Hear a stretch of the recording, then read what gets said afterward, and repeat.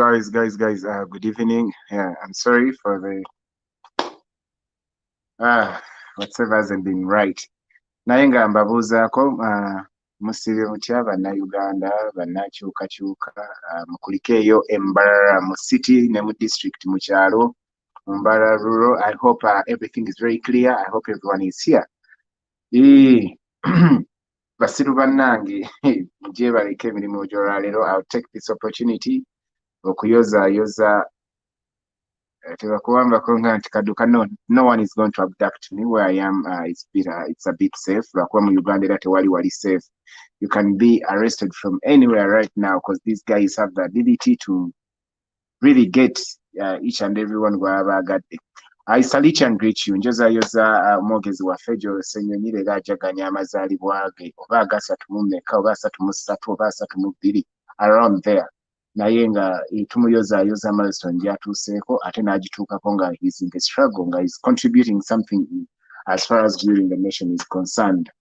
I greet you. Welcome back. Mbamanyi olunaku lubaddemu ka pressure lwatandise lukkakkamu nga lusirifu but as it came to the end pressure n'erinnyamu sajja ne bakola obuzannyo bwabwe obwa bulijjo.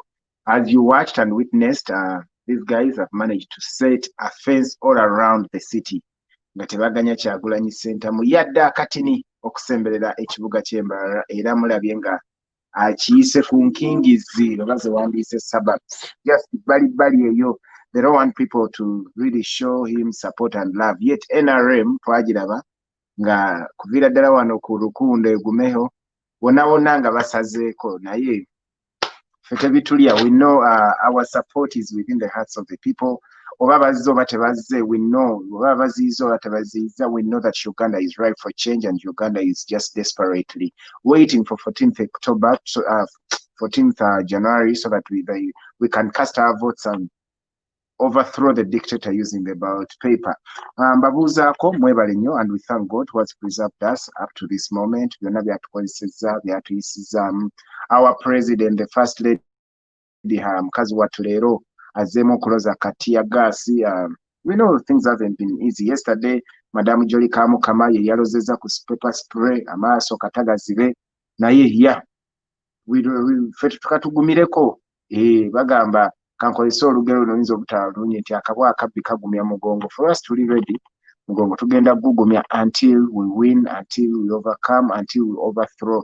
It's not going to be an easy walk to freedom. It's it has never been very easy.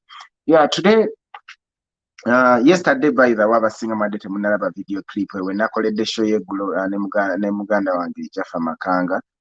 Bosco yatuyitidde abagwagwa abasiru. In his eyes, by the way, yetalaba Ugandans. This is where actually I've really come to a conclusion. Era nenzikiziganya ne bannange mwenna abagamba that this guy is delusional.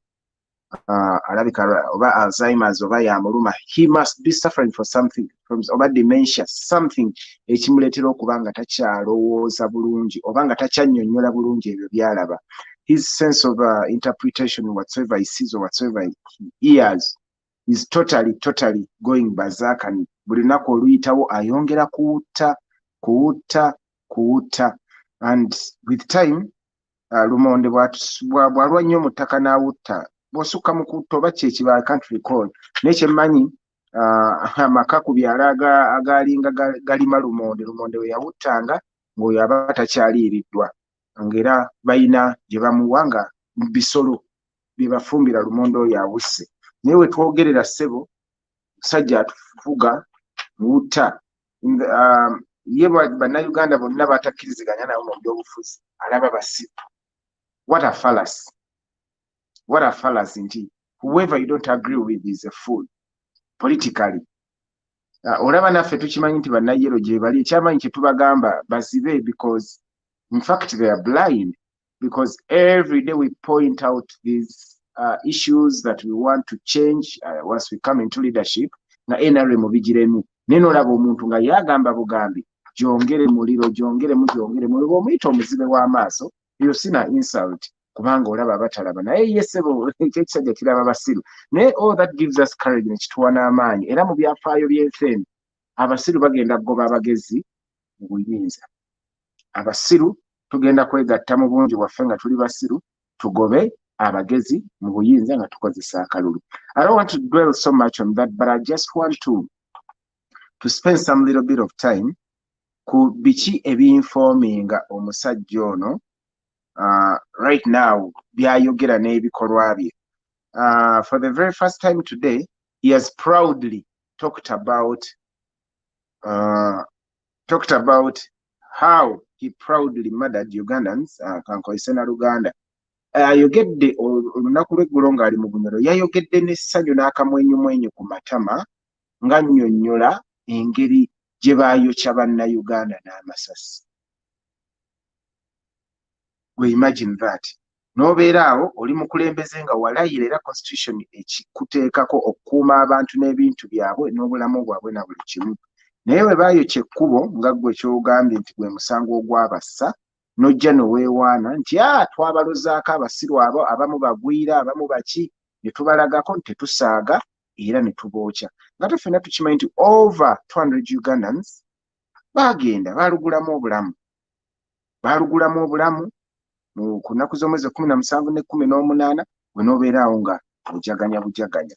Kitegeeza ki? Nti kituufu kati luli nali mpakana ti omusajja w'endevu ono, endevu enjeru, nti si muwabuzi wa Museveni. Naye omusajja oyo kati nzikiriza muwabuzi bwe, kubanga nzijukira omusajja oyo nga kwekalakasa kakwagga yakola ka vidiyo ako ke yeetondera n'agamba tugenda kubookya, tugenda kubakuba, twagala tabo bassena batono nnyo, twagala batte bangi nnyo. Kwegamba n'olabira ddala ng'omusajja nga ebintu byayogera bisaana na kumusibya busibya, nga biri treasonous bye yali ayogera. Naye kumbe nga tulowooza nti ayogera lw'amaalo, ayogera olw'okuba tumulabanga mulalu, ayogera olw'okuba tumulabanga olumiina. Naye in reality omusajja tugenza okulaba ebbanga we lyetoolodde mwezi gumu nga mukama we ebigambo ono bye yayogera ow'endevu ng'ate mukama we byaddamu, which means abasajja banene bakola ebyaddala n'abakyala. Mulabe kati engeri omusajja ono gy'awemula, engeri gy'avuma, engeri gy'amwemwetuka, ebigambo bya Pulofigera byanywera ku caayi ne mukama we byatandise okwogera. So omusajja ono ndowooza bw'alabye nga bakulu banne bagenza, abamu bafa, abalala bamuwakanya, abalala ndowooza balwawo otuukiriza by'ayagala. Kati ffe ebikolwa byaffe abyekutte bye bimuwabula. Naye ekyo kitegeeza ki? Nti ngaffe abalwanyisa nakyemalira, somehow tulina okusanyuka, but at the same time tubeere worried. Kino tubeeza worried nti bw'oba olwana n'omugwagwa oba bw'oba olwana n'omusiru, talwana biri smart, talwana bigendera ku mateeka. Kankuwa ekyokulabirako mu nsolo, bw'oba osazeewo olwane mu nsolo zonna n'osalawo okulwana na mbizzi, embizzi weerwanira mwenna mumanyiwo, erwanira mu bisooto. It means nti olutalo luno lugenda kuva ku kkuba ekkalu, ligenda kuva mu kisaawe ekirimu omuddo, tudde mu bisooto. Kitegeeza ki? Nti tubeere ready to go down mu bisooto. Bwe tunaaba tuli baakulwana nayo tugiwangule. So mu bisooto ntegeeza ki? Sitayiro z'omu bisooto mubaamu okuluma. Musajja ono agenda kwongeramu okuluma. Luli bulijjo tumusabula nga tanyega. Wali okubyeko omuntu nga tuli ku ssomero omwana yagalamiranga n'asibira embooko, esooka n'agisibira, ey'okubiri n'agisibira, ey'okusatu n'agisibira. Kaakale omusomesa nga bw'alaba nga akabino kasibye nnyo n'akubako ku bisambi oba waggulu ku mugongo, luba lumu era n'oyatula amaziga ne gavaayo, oba onootema omulanga nti woowe Bosco tubadde tumusiiyika ng'ayita bbali ayogerera mu ngero nga taggusa bulungi na kwogera ne gwalumba. Naye era lubadde olwo olwaleero n'ayatula, oba olunaku lw'eggula ku kyalo yayatudde n'ayatula nti mmwe basiru mmwe, kwegamba awulira akaliro kakoze eki? Keeyongedde akafiiringa kati siri ebiri ebyo byabadde alimu nga abunidde akunidde nga yenna yeezibikidde, kati akalira akawulira. What does that mean? Nti naye mu kwetaasaako kino agenda ali ready okukuba zimawokota. Kati buli lwakuba zimawokota ezo tulina okuba smart ennyo, because for the very first time tulaba mbala last time we twaliyo tiyagasi yamukubanga waggulu mu binyonyi nga teyategetinga nnyo bantu. Kikyuseemu olwaleero omulaba nga intimidation agyongezaamu teberezaamu nga Kyagulanyi alina omukyala omuto omukyala omulungi omukyala abantu ab'eddembe n'ebyo byonna kwegamba ngalaba nkama okyakuli ngalaba tewali kwegamba tewali na nsonga ejustifying somebody kuba teargas kubane crowd sizes zibadde massive naye yakulaga is not taking any chances alwana nga embage nti embizi erwanira mu bisooto muli mu bitoomi oba ekulinnyeewa oba ekulumyewa eba tefaayo so twegendereze namukadde ono because is willing to do each and everything. However, ebyo byonna tebirina tuwuddula ttama like we said we assigned ourselves a role yakumuggyako and this only ends when he's out of that seat and that is why we are going to vote massively. That is why we are going to try as much as possible to mobilize and protect this vote okulaba nga we don't need to tetubonaabona nnyo na kintu kino because ffe tetulina budde bwagenda mu nsiko tetulina n'ensiko y'okugenda mu teriiwa. That is not our style of operation. Ekyaffe kiggweera mu mateeka ngera president wakyogerako kitegeeza nti zino ennaku 24 ezisigadde 23 ezisigadde buli kikolwa kyaffe kibeere nga kiri calculated nnyo mulwo ekyokulabirako olunaku lwaleero lugenza okuwera ssaawa 5-6 nga pages za social media bbiri that is ghetto media ne map media zonna nga zigenze nga they are normal bazideletinze emundo zebaddeko ba followers emitwalo nga zonna zibadde ba followers 10 that is around 300,000 followers ababaddeko bugenzo kera nga they are gone and someone posted online nga they are boasting about cracking these pages and hacking them and deleting them like totally off. Naye ekituzaamu essuubi n'essanyu kiri kimu nti ne bw'osangula Facebook page eyo n'ogitwala n'ogijjako nze yagiliking oba yagiggulawo tontutte simu toginzigyeko n'oba oginzigyeko eyo tugeze kwe nagiggulirawo I can get another phone. Basically babonaabona bubonyi they're just moving in circles. Naye kituyigiriza ekindaffe. First of all, the security of our devices. Tulina okufuba okulaba nga twongera nnyo okubeera security conscious regarding devices. Nti advert promotion waliwo ebintu bingi bye baweereza ku ssimu zaffe ne tumala gabikwatako. Many accounts are getting phished. Many they are getting phished. And many gadgets are getting also compromised as well. So twongera okubeera just alert ennyo naye n'ekirala naawe wennaali eyo nga you can open a Facebook page n'ogikozesa ebyamagezi ebigattako ku struggle. Please do so. The more pages we open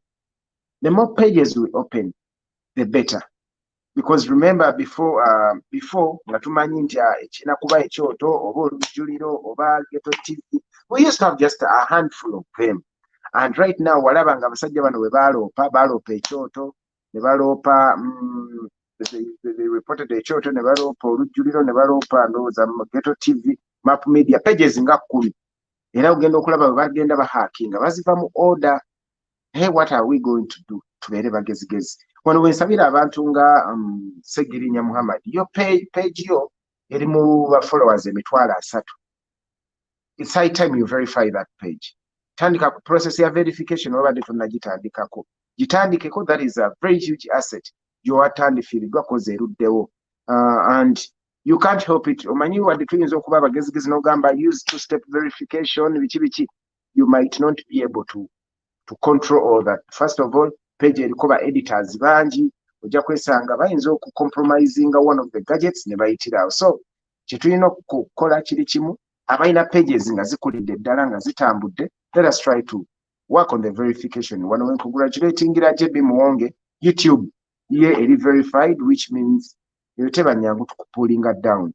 Sinyangu. So let us try as much as possible to open as many pages as possible. Ziberewo katane pages bine bintu bane tebiri mu competition, tebiri mu nnugu.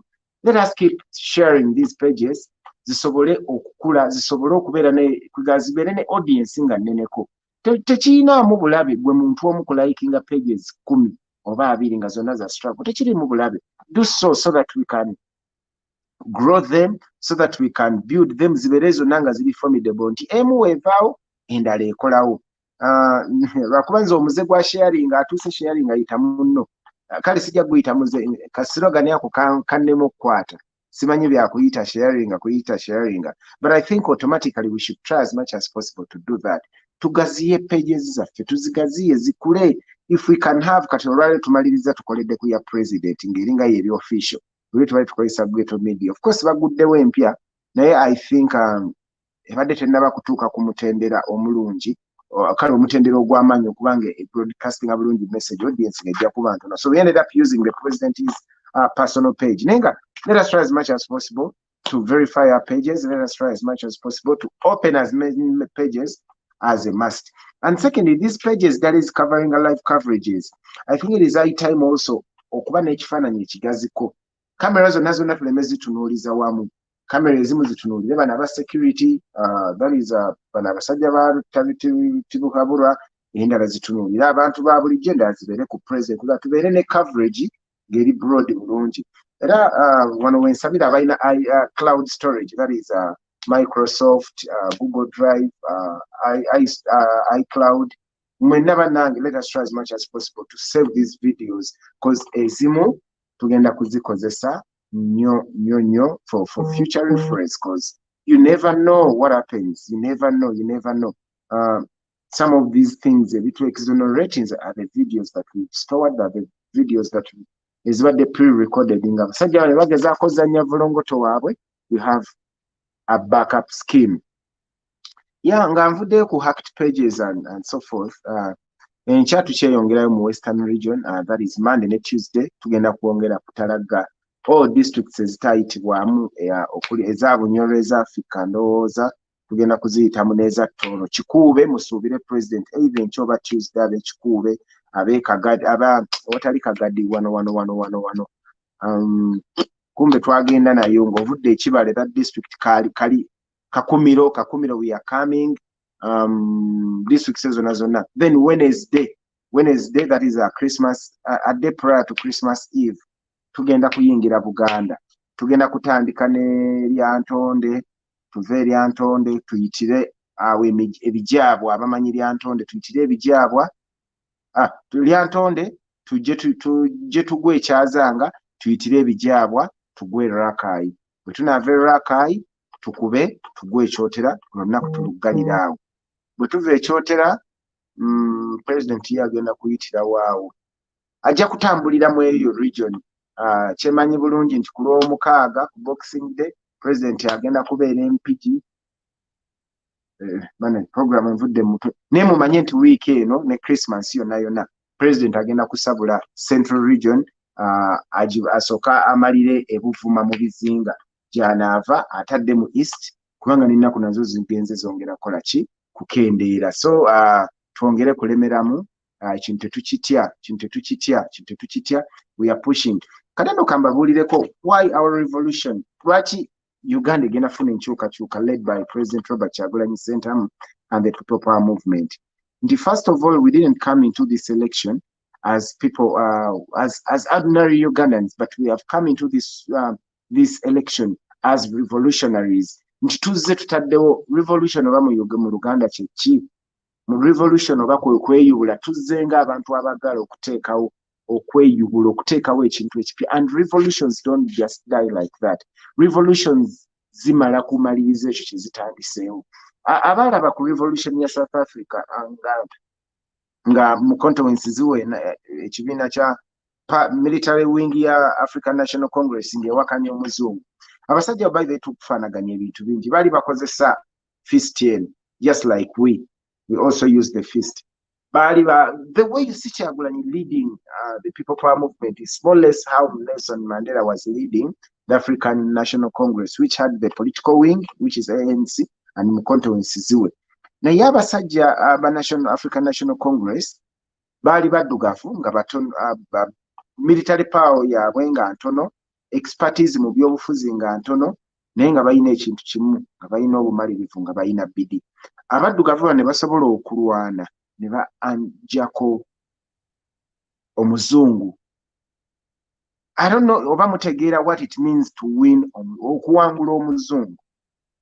Omuddugavu okuwangula omuzungu. Simanyi batutegeera what it means. Naye nze ekintu ekyo kiki nkyiyigamu nti olaba revolution eyo eyalabikanga eyali against extraordinary odds kuganga olabira ddala odds oba emikisa gy'abaddugavu okuwangula abazungu olabira ddala giri slim kubanga at one particular point in time bakwata Nelson Mandela nga bagenda mmuteeka ku kalabba naye omusonyi wa kalabba ne bamusalira life in prison okumusalira life in prison everyone would think it's over Nelson Mandela agenda okuyingira ndowooza ekkomera ng'omwana w'omukulu alina emyaka 5 5 years Nelson Mandela ne basiba all those years nga abaana tebakkirizibwa wadde kumukyalira mukyala we ne bamuyingiza ekkomera kugamba ekintu ne kitabuka nga omuntu yenna akitunuulira okivaako buvi waliwo at a particular point in time webanga Mandela bamusibye abasirikale bano abazungu ne bakeera nga buli kawungeeza abaana ba Mandela baba banaatera okuva ku ssomero badde ewaka nga maama waabwe bajja ne bamukwata ne bamuyingiza akaduukulu abaana ne badda ewaka ng'ewaka wakalu nga no one is there to welcome them abaana ne babeera tortured then abaana bwe bakulaakulamu waliwo omulenzi mutabani wa Mandela abazungu ne bamutira mu kabenje k'emmotoka omukyala ne bamusiba emyaka oba gyali 3 oba 4 kwega family yonna neggwerawo ddala ng'ate Mandela ye yalinga omumuli nga ekyagulanyi waabwe kwega nolabira ddala ng'essuubi lya revolution eno okugguka nga liri ku 0 but 27 years later tulaba nga revolution egguka and bonna baali batakikkiririza mukozi ba Steve Biko bonna ne battibwa many people were killed actually mu eyo revolution naye ng'olabira ddala tekisoboka nga bwolaba Bosco kye yakoze baganda baffe ku nnaku z'omwezi 18 ne 17 natta basse saa zino wetwogerera nti kaduuka ali mu kaduukulu Musiri ali mu kaduukulu Serunkuma ali mu kaduukulu hundreds of our comrades are in prison for reasons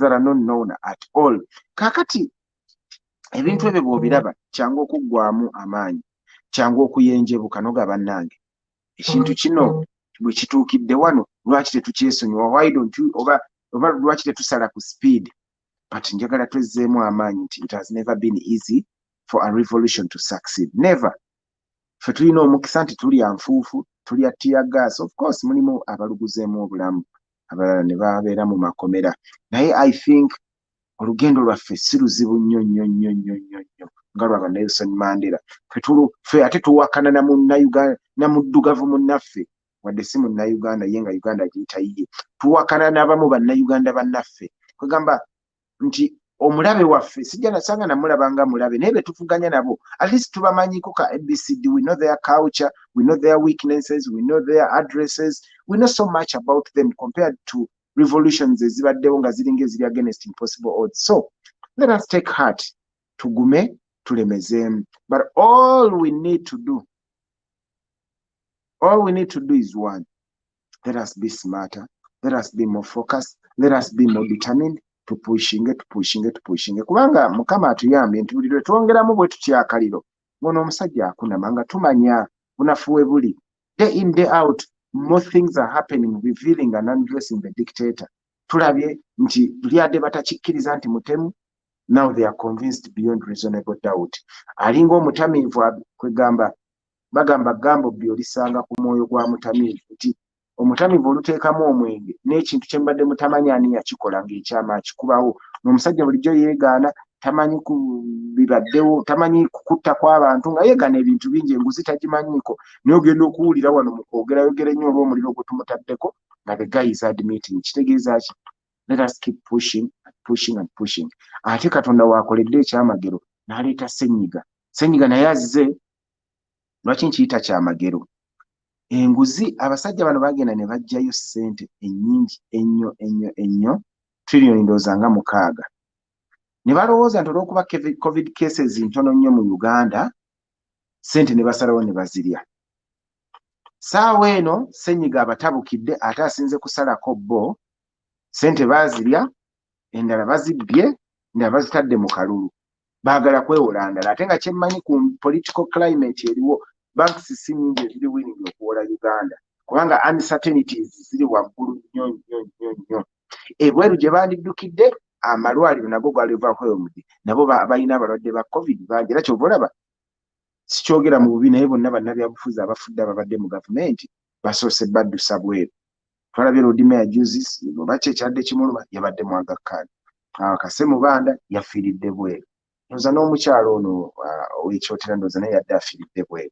Kwegamba nga kibalaga nti koddukirewa yonna waliwo kwe bagamba nnaku musana buli wamu gwokyawo nti enjuba buli wamu emulisaawo covid buli wamu waali kati bwe balowooza nti wano baali mu kukola amalwaliro gaawo kabaddukire eri naye abateezeeyo era ogenda okulaba abatugumbuliddeyo fe abanaku abankuseera abasiru be bavuma tuli wano Mukama atukuumye tuyitawo. So omukisa ogujjidde mu ssenyiga ono guba exposinze ne babeera nga bali trapped mu sisitimu yaabwe yennyini ey'enguzi. Omanyi enguzi ye oyiro addusa obwannakyemalira buno mu Uganda.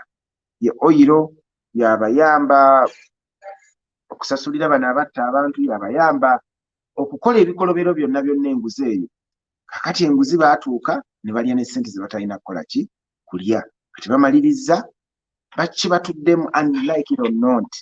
Guno omwaka nga tegunnaggwako waliwo omunene mu gavumenti omulala agenda bugenda kumusena kabakirabeko kubanga ssente zonna ze baali bategese oba za ventilators oba whatsoever bazikuba ku mutwe kati bubakeeredde. Olaba eza masiki y'ennusu 1,500 1,200 olaba ze baalya kyokka kati ate ssente za masiki abantu be baagaana okuwa masiki ate kati gye balaga okunoonyako obululu kati noweesanga nti abamu obulwadde gye bagenda obujja bubalye bubakutule.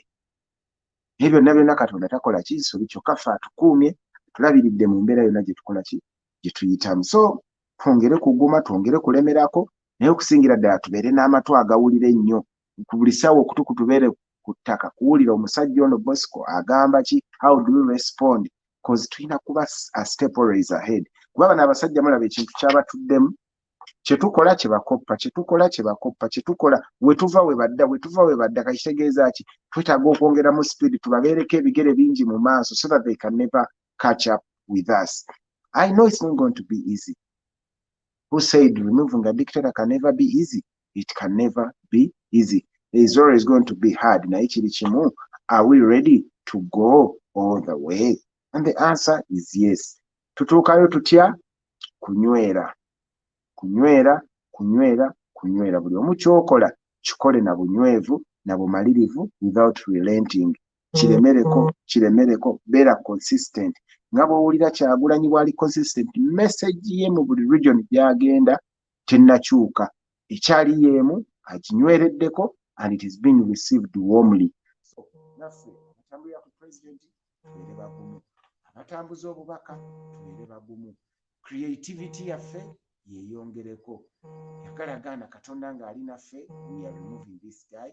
Uganda etiriiri Uganda entuuyo zaffe tutuulaawo tugambe bannange twalinga kubira ku live kuno ne tuwoggana bannange ekirooto ekyalinga ekirooto ddala kituukiridde kuba Mukama atuyambe. We just started this started as a dream.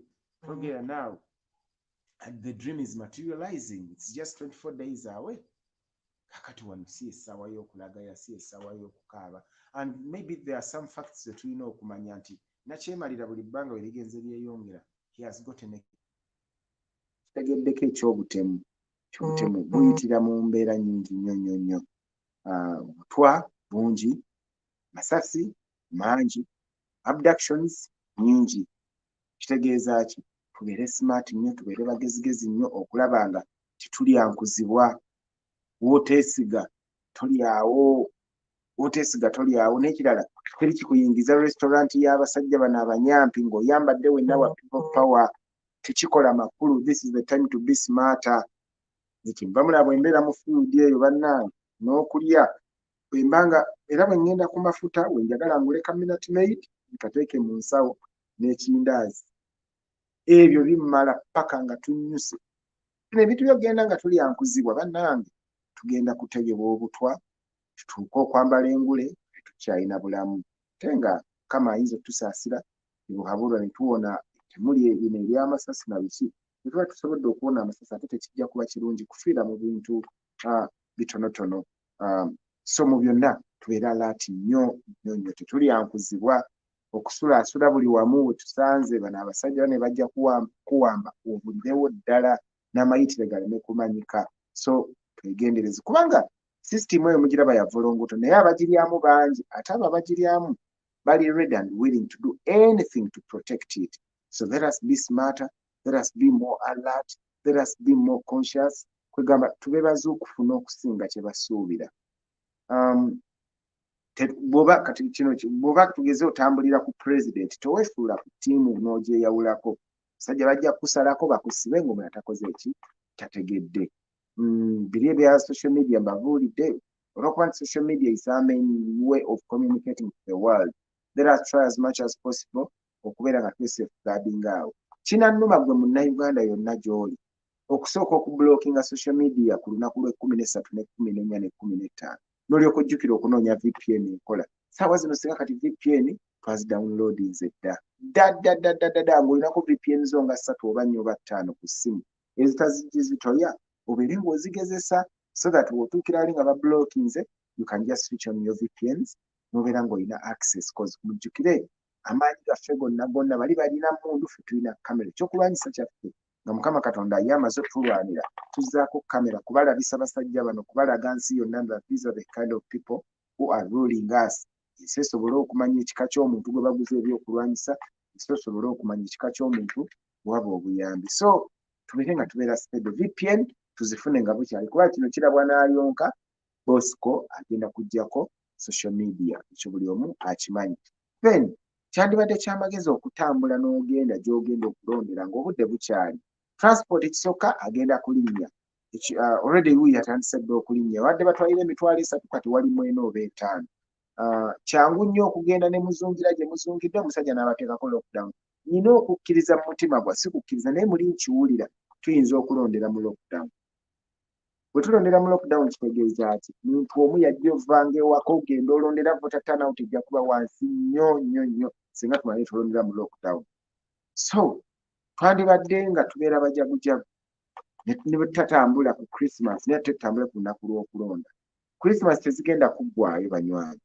Christmas zigenda kuba nnyingi nnyo nga tumaze okuyingira naye tezigenda Christmas essaawa zino tekola makulu nga tukyali mu buwambe. So kiki eŋŋamba ka transport kwandyonoonedde mu kugenda mu Christmas. Ka transport kwandibadde oyonoonera akasente kadde bayonoonera mu ggula ennyama biki okujaganya Ssekukkulu n'okuyingira omwaka. Ku luno nkwegayidde katerekere sizoni y'akalulu. We need to have some money on us. We need to be so prepared and ready mu kaseera ako. Data abenga kwali buli kimu kibenga nga like twetegese in advance nga twekubyeko bwe tuti reserves zaffe ng'omanyisa okutwala wiiki nga tunoonya akalulu nga tukuuma akalulu kaffe because bulijjo under normal circumstances kitwala ennaku 3 okulangirira awangudde obwa president. Ate wano ewali COVID tebaatwala wiiki. So tulina okubeera abagezigezi ennyo. Weebale nnyo. Someone is sharing a link here kangezeeko n'omublockinga.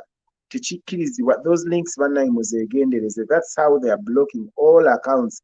Babayiggira wano bannange. Babayiggira wano. Wedda simanyi weebale nnyo kutubuusa ekya link. Kasantos ngenda kublockinga.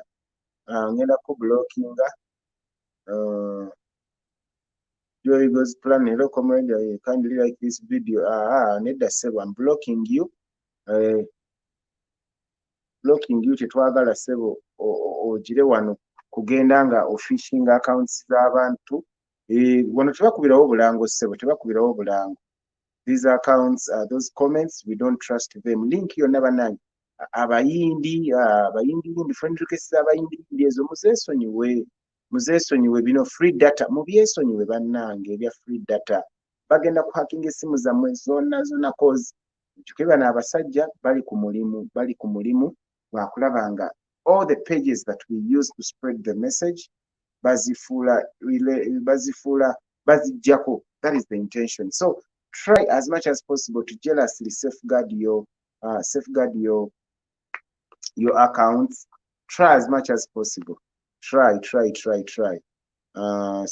Kasantos yaliwa naye Kasantos atuli bubi naye abadde ataddeyo messages nyingi tugezeeko nnyo okubanga tetumala gakoonako. Omanyi mwagala nnyo ebyobwereere. Get airtime for free n'okwatamu. Win this n'okwatamu. Oh, that is bullshit bannange. Temusobola paying attention. Temusobola bane risking accounts zammwe byobwerere teriyo airtime wabwerere teriyo data wabwerere. Don't fall for such simple crap. Ne websites esinga zonna bannaye nga zikuba nnyo obulango ddala obulango obwo mbabuulire obulango obwo buli enticing bannange mubwewale nnyo. That's how your phones get compromised and they eavesdrop. Mujjukire gavumenti ye China emu ku banywanyi ba Museveni, China ne North Korea, abo abasajja balina okuba nga bayambako nnyo Museveni okuba nga ba-identifying individuals who are spreading pro-change information on online. So China erina okuba nga eri mu hacking eno era abalina essimu za Huawei mwebereremu nnyo. Yeah, I've blocked him. Obedda simanyi na kumanya obedda bwenjize. I've deleted and tried to block all his comments because tetwagala bintu ebyo.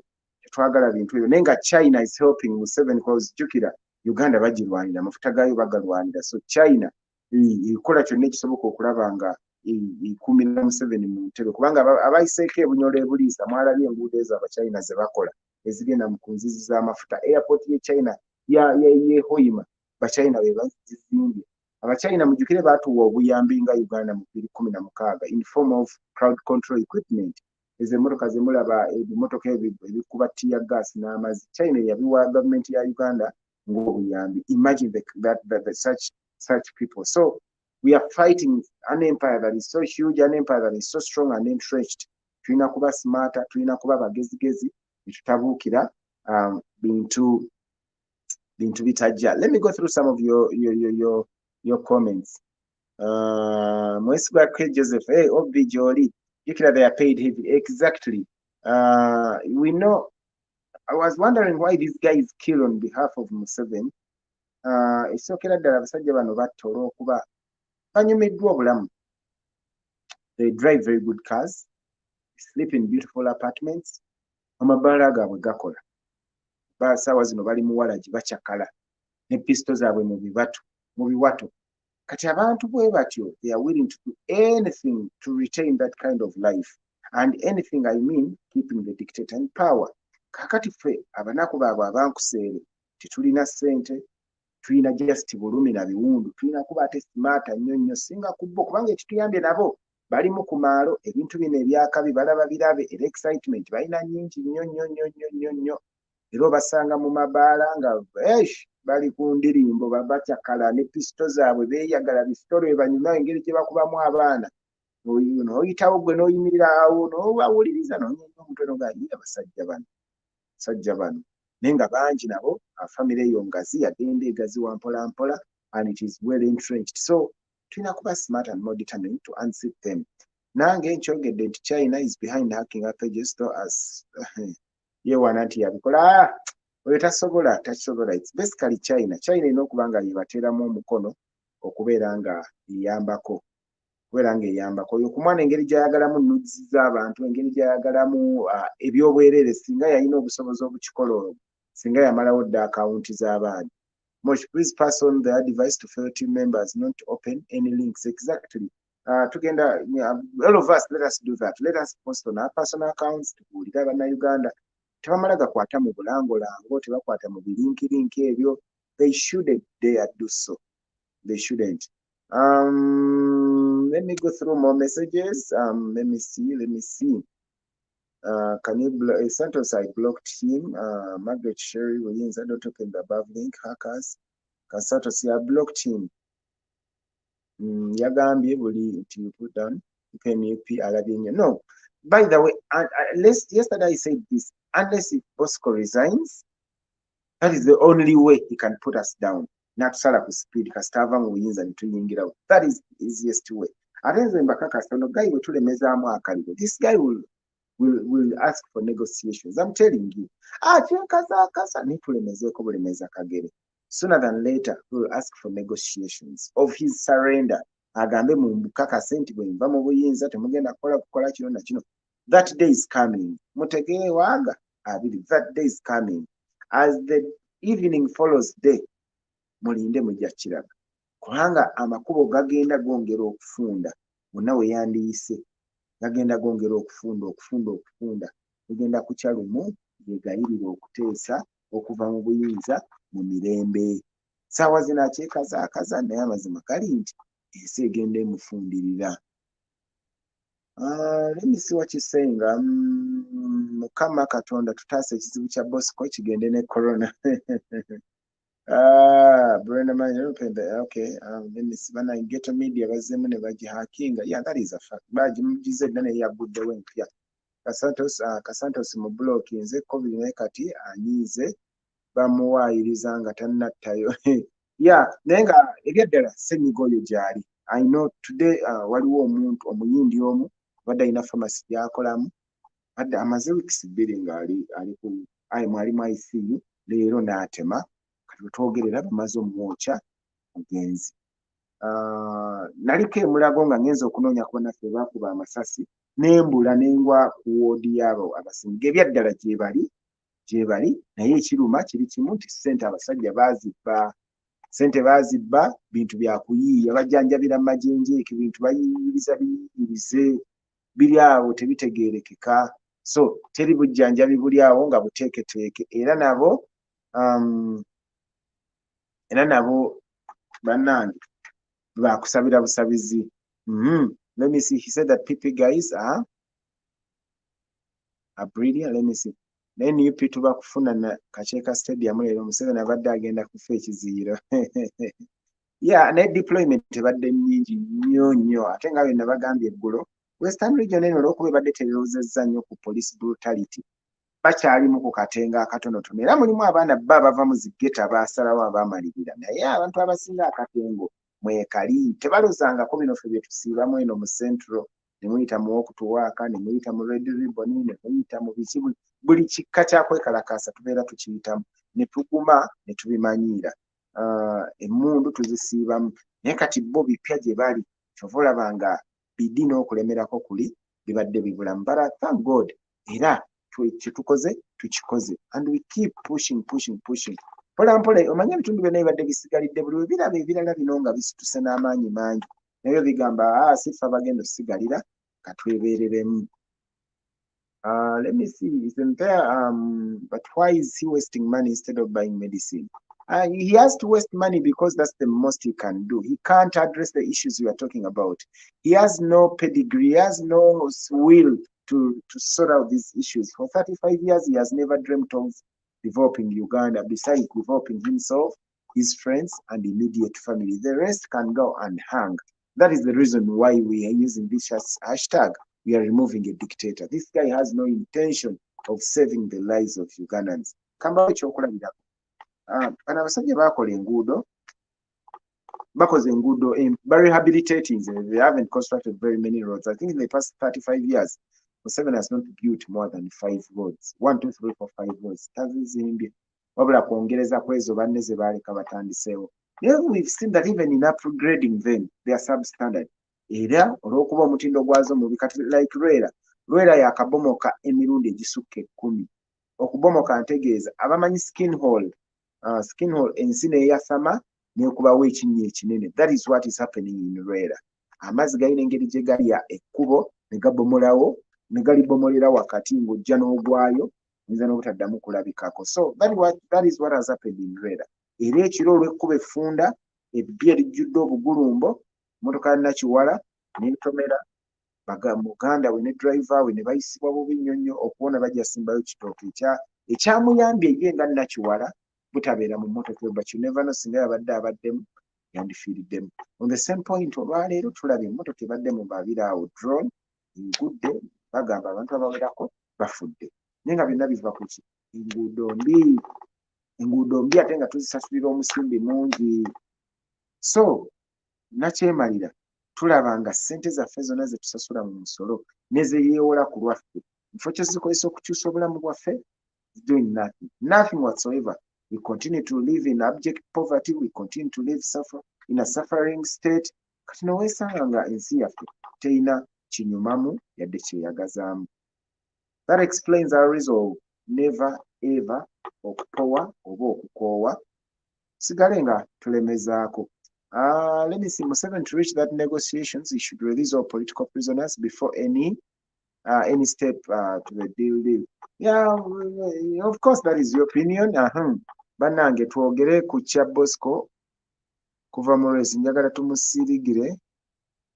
tumusiige akalala asibire mu casualty. Abula akalala sikategedde ako. Naye nga no, one thing I'm sure about, ono omusajja recently they had a meeting, bazeeyi banne ne bamubuulira amazima. Omanyi Museveni ekintu kyainvestingamu ennyo ssente ye patronage, okubega banne bambega bangi, bodaboda zijjudde bambega, special zijjudde bambega, bano bantambuza bunyeebwa nseenene bambega. Naye bonna baatuula ne bamutikakasa ne bamuwa report nti omusajja Kyagulanyi akutwala. The best way should be kuyiiya exit route yo. Kati bwe yawulira ekyo ye talootangako kuva mu buyinza. Kwe kukola reshuffle gye mwalabye n'aleeta bannamagye b'amanyi abajja omumaliriza omulimu gw'okutunasula n'okusalako mukama waffe. Naye nga mu byonna byonna we know teriyo kye bakoze bano abasajja nga tetumanyi. Byonna byonna batusanze tulaba, we are wide, our eyes are wide open. We know how this thing is going to unroll. Kitulina okukola kiri kimu, to be smarter. Museveni has just woken up to the fact that Kyagulanyi has support. Exactly. You know, these guys dismissed us. Basooka tuyita bayaaye, banyi banjaga. Yagenda okuzuukuka atandika okugula ku babbuchamani biki. Ate kuba yagula katugeze, bw'aba yagula tray y'amagi, amafu ge gasingamu obungi. Ayinza okuba ndowooza ayinza okuba teyagulamu ejjiddamu.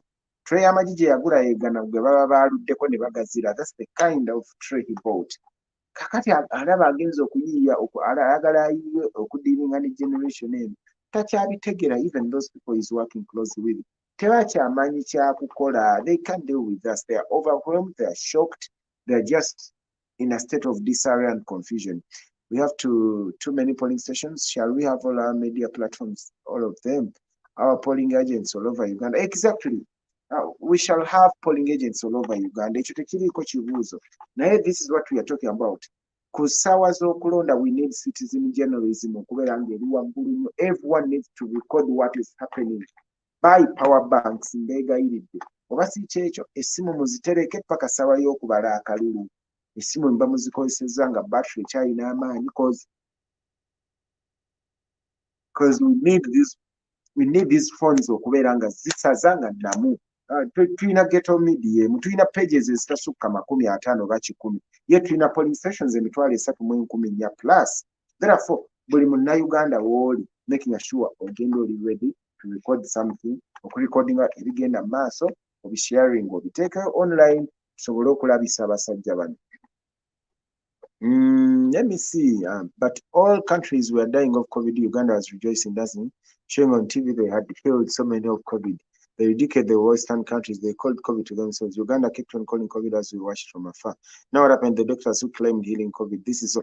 But mubimanyi ebiri mu basawo. Abasawo myezi 6 tebakombanga ku musaala. 14 of them have died nga balwadde bwa COVID. Ibi mubimanyi bulungi nti Museveni atufuze gino gyonna emyaka ng'ali ku propaganda, ng'ali ku parapase, ng'ekintu akisibasibaawo n'akikubakuba plasita n'atuguza ebyoya byanswa. Eno generation bwezze tekyakkiriza kutwala luwombo nga tesoose tusumulula. Bwe tusumuludde ne tulingizaamu mu bulijjo byatulimba nga bikalu tumulabisa. Ebyo ne ba propaganda badde ba staging. Uganda wali wonna yadde bawonyeza abantu. Tebabadde balwadde ba ssenyiga. Ssenyiga ono baamuzannyiramu nnyo ne balaga nti ssenyiga tumusobola ne beewaana. Amerika ne batulaga ng'etaddewo eddwaliro ne batulaga Nambole wagenda okufaanana. Ne beewaana ne bakola obusolo bonna. Ne bannayuganda actually ne beesuulayo naggwa nagamba ne batukkirizisa tya ku nneeyisa yaabwe n'enziba gye babbamu ssente eza buli kimu. Ne tumanya nti abana abasajja COVID bye baamuleese kwekkusa na buli kimu nga bwe kyali mu kusooka. Bigenza ofuuka ebya ddala. Ssente tebakyazirina, propaganda tebamulina, abantu tebakyasobola obbagamba, tebakyalina kye batugamba nti ate kudda mu nnyumba nga luli. Teri kaakati kazaabike. I've saw with my own eyes abantu babiri bemmanyi kabafudde obulwadde awo. Bo babiri kusooka nange nabadde mbuusabuusa kyeka tebiriiyo. Naye abantu babiri bemmanyi n'amaaso gange nga ne mu ddwaliro nalabyeko bafudde obulwadde awo. Waliwo munnakyoto munnaffe Bob Kavuma era nnyongera okusabira muganda waffe famire bambi yonna yagwamu obulwadde obwo era mazima nasembye okwogerako naye naye ng'omuwulira alwana n'omukka ng'alwana nago ssenyiga yamusalako amawugwe awulira gajjudde nawe mukimanyi congestion ebaawo okussa kuba kwa lubabu n'ebizibu ebirala ebijjirako ssenyiga waddala mu byaddala waddala nga tuvudde mu byaki waddala naye bano abasajja bo lwakuba bamukozesanga mugano bakozesanga mukisa olaba babba eza siriimu eza tibbi zonna ne bazibba ate okubba zino eza ssenyiga nga bamanyi nti it's a global thing nti ne banaaba omuntu afudde kijja kuba justifiable beegabanyiza kati bamaze okwekubako n'obutaka balina omusimbi gwabwe gwonna mu nkwawa kati ate batunyumiza bisitole ebya ssenyiga ebiri serious nga luli baabizanyiramu ssenyiga yali tannaba kuba serious babizanyiramu ne babizanyiramu kati abantu baagubadde emitima baakaluba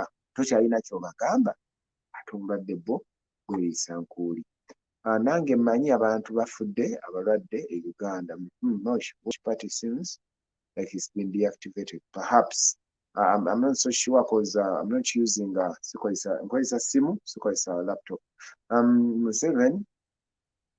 Seven and his accomplices should be put behind bars for misusing the COVID money kyokka abafa ssenyiga mutuufu tebaboogerako exactly yesterday husband my mom's cousin died of COVID streaming is the best medicine agasajja gatubbye nnyo bannange abasajja bano mu myezi gya COVID bannange abasajja babba ssente abasajja babba ssente mukimanyi ssente za mukalakaasa zaali mu biliyoni oba mmeka mukalakaasa naye tetulabangayo mukalakaasa n'emu kuba balina biliyoni ndoza zaali mu 7 nga balina okutambula nga beetooloola Uganda yonna nga bakozesa mukalakaasa okunnyonnyola abantu zonna ezo baakuba ku mutwe eza masiki baakuba ku mutwe eza radio baakuba ku mutwe eza oxygen baakuba ku mutwe ez'emmere baakuba ku mutwe kubanga abaagaba akawunga mu biseera bya COVID n'okutuuka olwaleero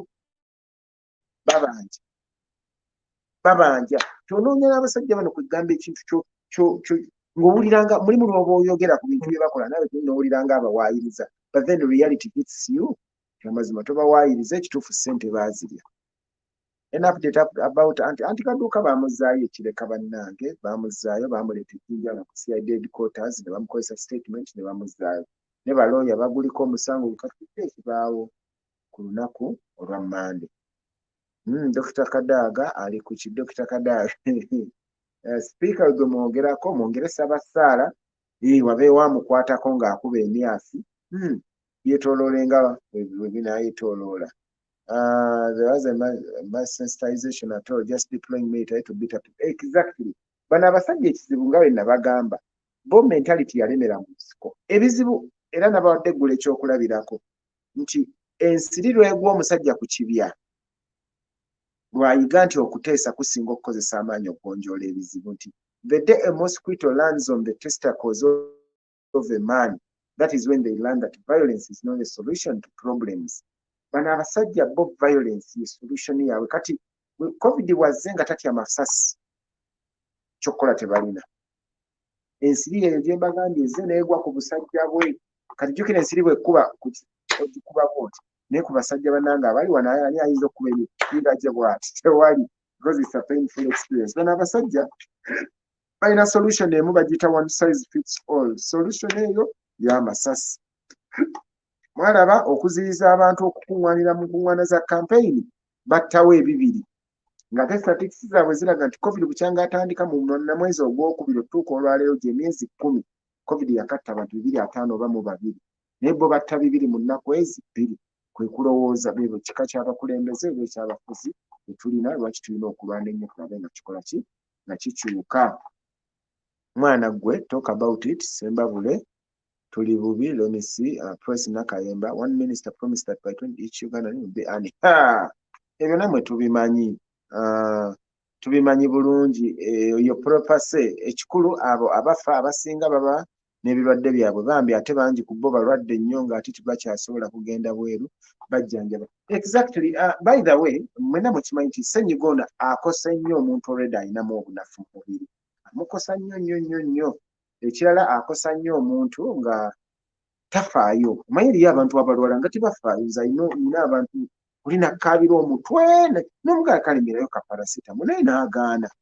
Kati ssenyiga ono abantu bwe batyo baayagalira ddala ebyamazima biri nti nabadde nabadde nnimu akabuusabuusa naye nalabyeko enzikiriza ddala ssenyiga ono gy'ali atta era twongere okumwekuuma tunywe nnyo ebyokya masiki tetuzivaako tutambule ne masiki zaffe n'ekirala obusajja bukwata bannanga obusajja bukwatira masiki obusajja bubbira masiki bakukwata ate oba n'ebirabo byonna baabivuddeko kati bakugobanga abagoba enkoko bwe bakulaba nti olina masiki bwe bakukwata ssente zonna z'olina nga bazitwala nga balyoka bakutta bannanga obusajja bukwata ekibi nti mu kkomero gye bakuteeka crowding eri bweti oyinza oyingira nga tolina ssennyiga naye ogenda kuvaayo ne ssenyiga so twebeereremu banywanyi masiki tezituva ku matama tusobole okwewala amakomera n'okwetaasa ssente zaffe entono eziri mu nsawo zetuyinza okukozesa mu kalulu ate tuleme zoonoonera mu kugulirira abasirikale bano kulaba nga bakuta.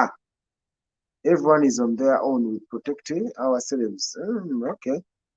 Bannange okuba oluyimba lwa Kyagulanyi olwa coronavirus olwa liyambyeko mu kulwanyisa abantu ab'ekikwate ekirwadde babisaamu politics. Exactly tebayinza kukkiriza ebyo.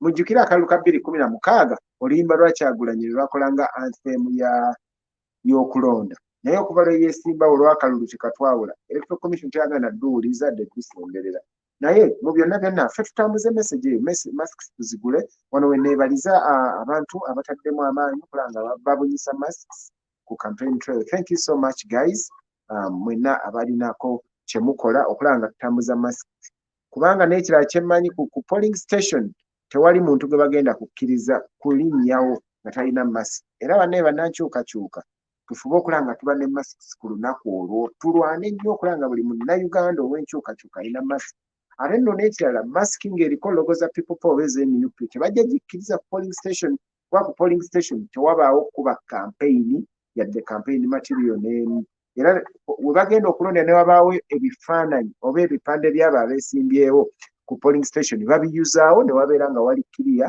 so that omuntu takyusibwakyusibwa nga baddaze oba kale tewaliwo kimuyamba kimuziyiza kusalawo bulungi olwokuba oba oli ataddewo ebifaananyi so oba masks so ku olwo tufube okulaba amasikisi zaffe sizeeza people power cause tojja kukkirizibwa kulonda ekyo nkimanyi bajja kizikozesanga akakodyo mulina masiki ya people power tebajja kuganya kusimba layini akafiiro we shouldn't risk let us try as much as possible okuwulira abantu masks tuzispreading babe nazo ssenyiga gyali ssenyiga waddala era president mulaba kati akiggumiza nnyo n'okusingako luli tetwagala twefiirwe tetwagala buli muntu twagala abe mulamu mulaba ebitulwanyisa bingi tulwane n'obutwa tulwane n'amasasi tulwane ne tiyagasi tulwane ne gundi tulwane ate ne ssenyiga ono kubanga mujjukire emabega awo we twaviiridde endowooza mu northern ne mu eastern abaana bonna olwa tiyagasi abadde omungi gwe balya bakomyewo badodooma ebifuba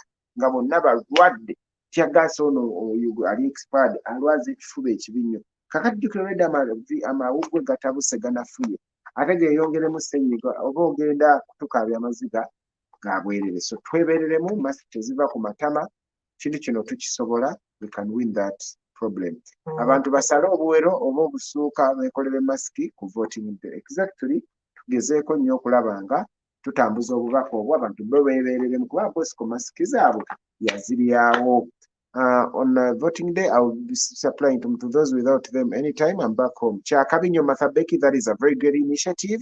Whoever can copy or emulate her, please do so. You position yourself at the polling station so that you can give out masks, especially to NUP supporters, because we need them to vote. A mask shouldn't stop them from voting. Chokakati bagamba lwaki corona twamufuula political. Bannange. Anyway, in brief, I think just it's incumbent upon us to keep pushing the message. Naye tetutya, tetuzikiza, kintu kino Mukama atujje wala, tulina okukiggusa at all costs. Tugume, ono omusajja olala yatandise otuweemula, yatandise otuvuma. Nze nabagambye ekyali mugumiikirize mwe mubeeremu bavumu bintu bibiri bye mugenda okola. Mugenda mulaba nga yeeyambulira mu public, taakume ng'ali bute. Ekyokubiri agenda ku negotiatinga exit ye. Mwagala ayagala tayagala kubanga formula y'okukozesa okudiringa naffe takyagirina kyokukola takyakirina takyasobola kutubuzaabuza so let us keep pushing. We are winning this and by God's grace we are entering a new Uganda. Kambasiibulire wano mwebale nnyo mubadde balabi balungi leka mpumuleko twetegeke olunaku lw'enkya olwo yonna yonna region eyo twagala ezuukuke tusobola owangula akalulu kano tukyusa Uganda. Kama abankuumire kigadde Bosh.